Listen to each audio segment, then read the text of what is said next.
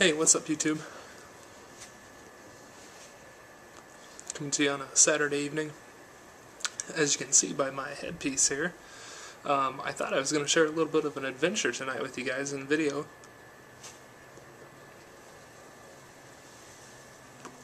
But the adventure ended up being very little. But, I went to change the headlight in my vehicle, which is pretty standard, but my vehicle is a 2004 Honda Accord, and I've only changed the driver's side before. And that's a little bit of a beast, because you can't get to it from just the top by opening the hood, unless you take the battery out. The other way to get to it is by going through the wheel well, which involves turning the wheels, popping out a wheel well cover, and shoving your hand in through a bunch of pipes and wires and hoping to find the right piece. Which is what I thought I was going to have to do on the passenger side, since that's what the manual suggests. But I was able to reach right in through the top, finagle my hand down through some pipes and wires, and reach the clip in the light bulb that way. So what I thought was going to be about a 30-minute job ended up being about a 4-minute job. Thankfully, I have these little stubby hands that make it very easy to reach in there. Someone with larger hands, say Kel, might have a much harder time doing that. They might have to go in through the wheel well. But anyway, what I'm smoking tonight, I have a little red dot imported briar pipe, and I'm smoking Cornell & Deal's London Squire.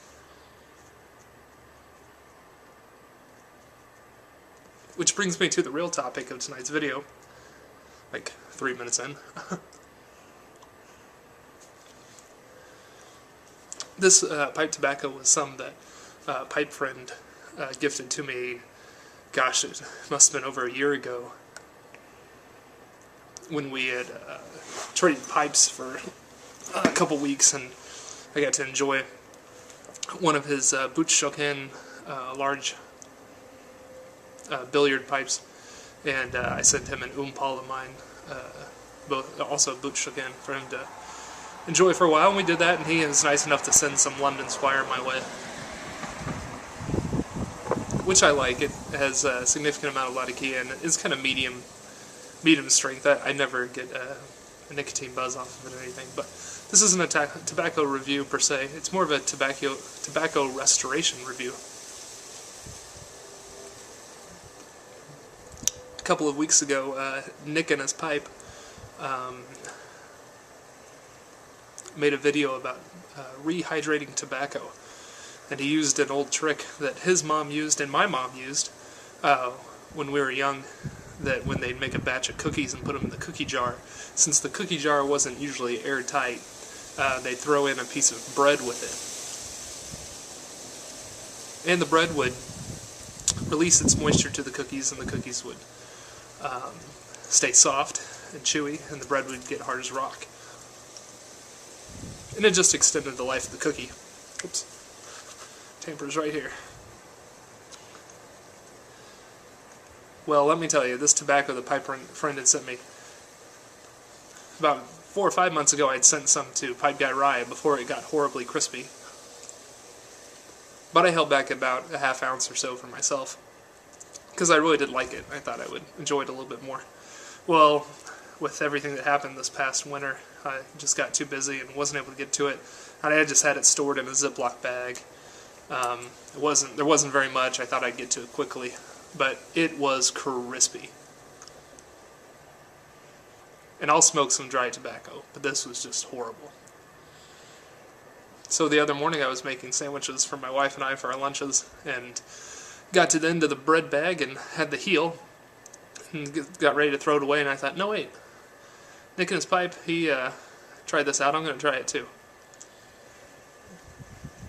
I didn't bring the tobacco out with me, and I wish I had it before and after, because this worked incredibly well. I mean, no preparation. Yeah, pouring distilled water on a paper towel and putting it in the bag is not difficult, but how much more easy can you get for a lazy person than to just drop a piece of bread in a Ziploc bag, close it, come back 3 days later, and have very smokable tobacco. Like this is not, oh, it got a little more moist. This is, wow, this is the quality I would want my tobacco right out of the bag to smoke.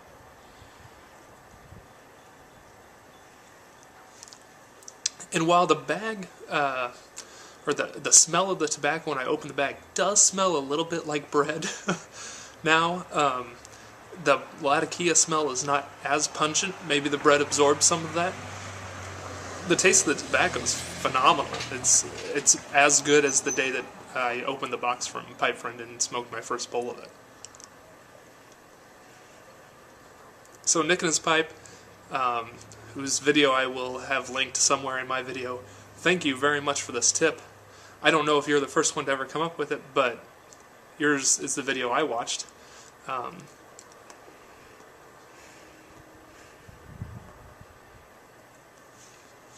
That worked awesome. Get my lighter here.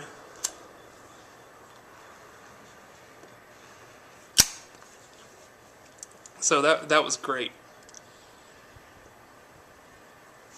Anyway, I just wanted to share that with you, that I had a lot of success with that, and I hope to do a video soon smoking some Samuel Gawith's Commonwealth, which I also got on a tobacco trade from, oh crud, forgot his handle, the Smoking Deck, sorry, Smoking Deck, in Texas. He sent me some, we did a trade, and it has since become quite dry on me, which is my own fault for not smoking it quicker. So inside the tin, so Samuel Gawith's tin, and lots of tins, I have this paper that folds over the tobacco. I folded down the paper and then stuck my piece of bread on top and then folded down the other sides of the paper and closed the tin and shut the tin down firmly. And it's working on the tin as well, so I'm going to try that out soon. Anyway, I've rambled long enough. Remoisten your tobacco with bread. It works. So it's foolproof. If I can do it, anybody can do it. Have a good night, guys.